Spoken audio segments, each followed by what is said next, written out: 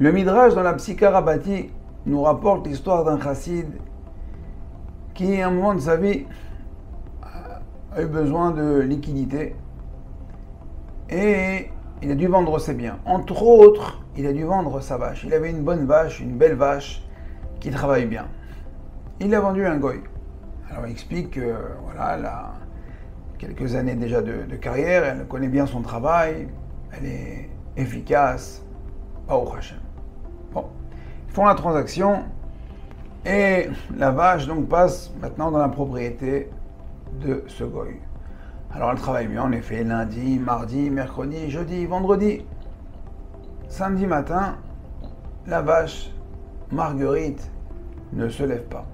Marguerite reste couchée à regarder ce qui se passe autour d'elle, brouter de l'herbe, rien à faire. Commence à la fouetter, la frapper, l'insulter. Elle ne bouge pas.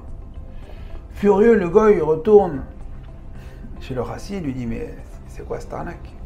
Tu m'as vendu une vache qui travaille à... Elle a fait ses preuves les premiers jours, elle déglingue. Elle travaille à mi-temps. Alors il réfléchit. Il dit: ah, j'ai compris. Laisse-moi lui dire 2 mots.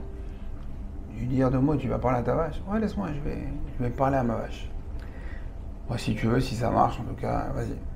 Ça fait 1 heure que je la fouette, je l'insulte, elle ne bouge pas. Si tu crois que tu peux lui dire, tu peux lui parler dans le...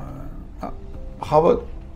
Il va voir la vache, le chassid, lui chuchote dans l'oreille, et là, la vache, hop, elle se lève, et elle va labourer, elle va au travail. Alors là,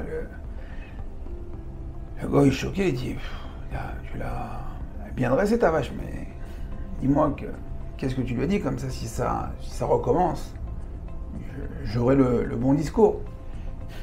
Et il dit: non, à ce moment-là, ça recommencera pas. Bon, d'accord, mais dis-moi au moins ce que tu lui as dit. Bon, ben, je t'explique tout simplement. Comme tu vois, comme tu le sais, moi je suis juif, et les juifs, ben, le Shabbat on ne travaille pas. D'accord, mais quel rapport avec ta vache? Ben, jusqu'à maintenant, elle travaille chez moi.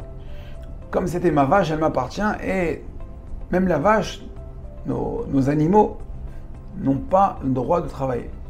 Donc tant qu'elle était en ma possession, elle ne travaillait pas.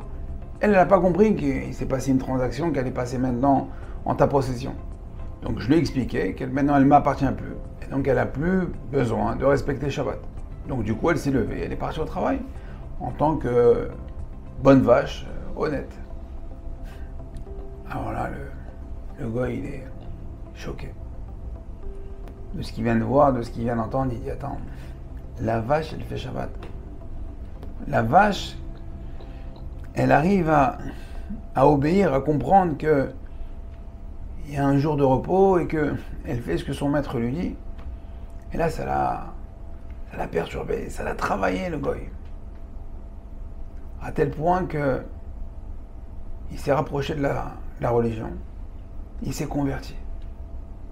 Il s'est converti, c'est devenu un grand rabbin. Il s'appelle Rabbi Yochanan ben Torta. Ben Torta, Torta c'est fils de la vache. Rabbi Yochanan ben Torta. Un rabbi, quand on le cite comme ça dans le Midrash, c'est-à-dire qu'il a atteint un niveau exceptionnel. Alors de cette histoire, on apprend beaucoup de moussa. D'abord l'influence. L'influence. Regardez comment quand un tzaddik, un chassid, il fait bien les mitzvot, il les fait correctement, il arrive à influencer même sa vache, même ses animaux. Même ses animaux, sa vache va faire Shabbat avec simcha, avec bonne volonté. Évidemment, la vache, on voit une vache qui fait Shabbat, qui est capable de faire Shabbat. Troisièmement, un goy qui est mitbonen, qui comprend, qui réalise ce qui est en train de se passer. Il réalise ce qui se passe. Donc il se remet en question. Il va se convertir pour lui aussi faire Shabbat comme la vache. Alors si le Midrash nous raconte une histoire comme ça, une histoire qui a plus de 2000 ans, on l'étudie, on l'enseigne, on la transmet, c'est pour nous dire qu'on n'est pas plus bête qu'une vache. Si une vache elle est capable de faire Shabbat, si un goy il est capable de se remettre en question sur le comportement d'une vache, eh bien nous aussi, pour notre Shabbat, Alors pour celui qui fait déjà Shabbat, eh ben, se remettre, se renforcer dans son Shabbat, dire que moi aussi je dois réviser, étudier les halachot de Shabbat pour avoir encore un meilleur Shabbat. Et celui qui ne fait pas Shabbat, eh ben, qu'il apprenne de la vache, qu'il apprenne du goy, que lui aussi doit commencer à faire Shabbat. Alors, Bezrat Hashem, comme on le dit tous les jours, on est au mois d'Elul, Elul, on a cette siata d'Ishmaya, cette aide divine. D'accord, on est qui mieux que nous pour commencer à faire Shabbat ou à commencer à faire un meilleur Shabbat que le mois d'Elul, dans ce mois d'Elul où les mitzvot comptent double, triple, on est emporté, on est aidé par Akadosh Baruch Hu. Alors, bon travail, à très bientôt et Kol Tov. Cette vidéo vous a plu? Partagez-la avec votre réseau pour diffuser la Torah. Découvrez plus de ressources sur notre site www.ovdhm.com. Vous y trouverez nos livres en format PDF, des fiches pratiques, la daf de Shabbat, ainsi que de nombreux articles exclusifs d'Ovdei Hashem. À très bientôt.